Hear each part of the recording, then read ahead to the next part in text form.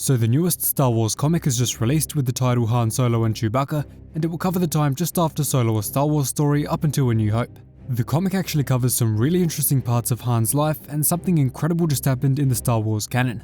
Han Solo may have just come face to face with his father. So let's break down the first issue of the Han and Chewie comic and how it will affect the Star Wars canon going forward. So strap in, hit that subscribe button, and let's get started. So the story begins with Han Solo deep in thought aboard his ship, the Millenium Falcon, with Chewie also on board. Han shouts over to Chewie, "I hate being cold," foreshadowing his time frozen in Carbonite. Chewie fires back and Han tells him that Kashyyyk is warm, but very, very humid. Han then remembers his time in Imperial Service fighting on Mimban, telling Chewie, "I also hate being wet." By this point, Chewie is annoyed at Han's rambling, but he tells him that he's just talking to pass the time. All this waiting around has made him bored stiff. Chewie then roars back that if he's so bored, maybe he should help to fix the Induction Manifold. Moments later, a crackly voice streams in through the ship's comms unit, and on the other end is an angry woman named Keltana. Now, the reason she is fuming at Han Solo here is because they agreed to rendezvous outside of a casino that they had just robbed, ready for pickup in the Falcon. The problem is that Han hasn't shown up yet. This has left Kel stranded outside of the casino on Galator 3 with a flurry of blaster bolts coming at her and her crew. Han tries to talk his way out of the situation, telling her that the exhaust manifold is broken, but she's really not buying it. Either way, Han brings the Falcon down to the exit of the casino and just barely manages to evade the guards before getting Kel and her stash on board. Once Kel makes it into the cockpit, she rages at Han, calling him the son of a motherless Gundark. Han tells her to relax, but she's not having it because every patrol ship in the system is after them right now. Han, however, remains focused and is ready to evade them at all costs. Kel then asks him, "And how do you plan on evading them?" Han gives his usual witty response, telling her that he plans to do a little thing called flying, before swooping the Falcon through many tall buildings and barreling towards a casino cruiser. Han is about to crash his way into it, but calms Kel by telling her that the good news is that the middle decks of these cruisers are dedicated to storage. No people on board.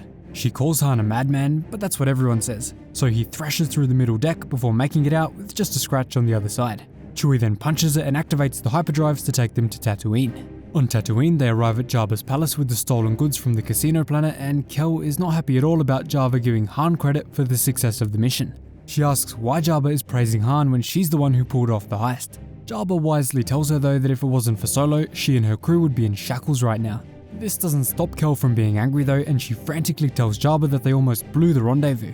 Han almost got her whole crew killed. Han then tries to be witty, telling her, "Almost is an important word when killing is involved." But this is the final straw. Kel is furious with Han and vows to never do another mission with him ever again. The next time their paths cross, she warns Han to have a blaster in his hand. Either way, Han and Chewie are convinced to take another job from Jabba, and it is yet another heist. But this time, they'll be the ones on the ground. The job is to steal a very small urn of pure Virilix, although inside the urn is not Virilix, but instead the ashes of Crestral Din Naran, one of Jabba's most hated criminal rivals. Jabba then adds one final twist to the job. He says that it will be worth an astounding 1 million credits, but he has to split it with the person who tipped him off on the opportunity. Han's not happy to hear this and cautiously asks, "And who might that be?" That man happens to be none other than Greedo. Jabba then forces Han to take Greedo with him on the mission, which angers Han as Greedo hasn't got the best reputation within the business. Greedo responds to this by telling Han, "Now isn't that the quack to calling the Stifling slimy?" which we've heard quite a bit now in live-action Star Wars. Han fires back by saying that his reputation isn't for being underhanded, and that if Greedo tries to screw him over, he'll shoot first and ask questions later. Yep, that's a reference to Han shot first. Tell me quickly in the comments, Han shot first or Greedo shot first? The two eventually settle their beef and ask Jabba where the heist is located. Jabba slyly tells Solo that it is very convenient that he is familiar with the planet that this job is taking place on. Han asks, "And what planet would that be?" Jabba then tells him, "Congratulations Han, you're going home."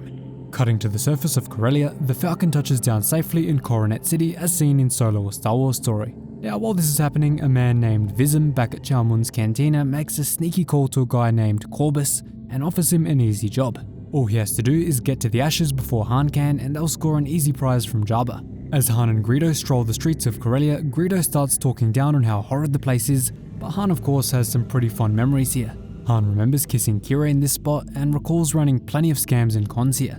Chewie then also growls something about Lady Proxima, and Han sure doesn't want to run into her again after what he pulled last time. Following this, the crew arrive in the Pearl district of Corellia, or the nicer part of town, and they realize that their target is Augustus Graves, the CEO of the CEC. The CEC is the Corellian Engineering Corporation, the place where Han's dad used to build YT-1300s. and this is yet another reason why Han is so attached to the Falcon, a YT-1300 freighter. Greedo quickly identifies the penthouse owned by the CEO, but Han and Chewie want to get a better look at the safe so that they know what they're dealing with. Greedo is shocked as getting a look at the safe would require breaking in twice. Han barely has a plan to get in once. Some minutes later, Han slips by some people on the street in front of the building and manages to pickpocket an entry card into the building. The doorman of the building stops Han, not believing that he actually works for the CEO because he looks like a nerf herder. So there we go, Leia is justified. Either way, Han talks his way out of the situation like he usually does and makes it into the safe. He finds out that it's a Locris 14208, or in simpler words, it's the most impenetrable safe design in the galaxy. At this point, Han realizes that they need something massive to cut into the safe. He doesn't quite know what just yet, so he waits at the bar and tries to think of a plan. He does his best thinking over a Montausian ale, or so he tells Greedo. As Han starts to devise his plan, he bumps into an older fellow who is startled and notices that he works for the Corellian Engineering Corporation, just what he is looking for. Han offers to buy the old man a drink and mentions that his father used to build ships for the CEC. The man asks, "You got a soft spot for your father, huh?" But Han brushes it off, saying that he more so has one for old times. The two shake hands and Han introduces himself by name. But before we can see where things go, we cut to a bar on the planet Hosnian Prime where Marshal Buck Vancto is looking for information about the ashes that Jabba so desperately wants. Awesomely, this Marshal was wearing a similar red shirt with a long collar that could cover his face, just like Marshal Cobb Vanth from the Aftermath novels and The Mandalorian. Now, the Marshal is here to find out where his target, named Brock Xanthar, is, and promises to leave the poor bartender alone if she gives him Brock's location. The bartender complies with the Marshal's request and begins his chase for his target. Brock Xanthar sprints down the streets of Corellia, but the Marshal has adrenaline pumping through his veins as he loves a good chase. The Marshal manages to stop the fleeing target with his electric bolas and reads out all of the charges of grand larceny on him. Before he can arrest the Snivian though, he gets a holo. The Twi'lek on the other end offers him a new and much more lucrative job. A bounty has been placed on Han Solo after the casino heist from the start of the story. The Twi'lek giving out the job calls Han a real piece of work and starts reading off his rap sheet. He's pulled off a dozen jobs in a dozen systems including heists, smuggling, you name it.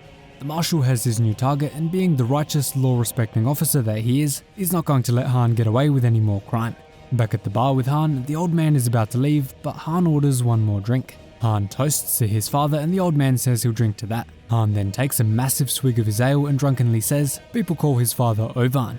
This sends a chill down the old man's spine. No, it can't be. Han is curious about what caused the old man to suddenly look so unsettled. The old man almost freezes but manages to get the words out. He says with a shocked look on his face that Ovan is his name. A rush of anticipation and joy overwhelms Ovan as he exclaims that he's found his boy. And that's where the first issue of this brand new Han and Chewbacca series ends. Do you think this is a fake out or is this Han's actual father? Let me know in the comments down below. Thanks so much for watching, really hope you enjoyed the video, and if you like this issue and want to see a part 2, make sure you hit the like button and subscribe to join the Star Force. Cheers guys, hope to see you in the next one.